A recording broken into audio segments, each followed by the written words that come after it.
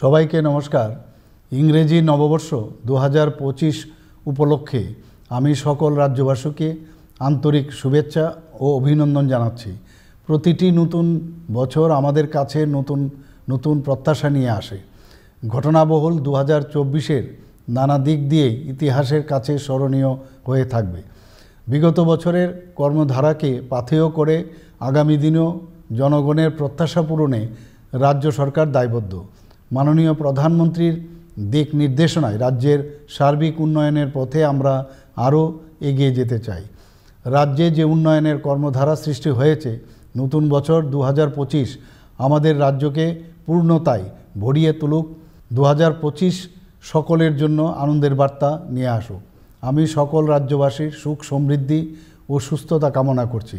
সবাইকে নতুন বছরের হার্দিক শুভেচ্ছা, ধন্যবাদ ও নমস্কার।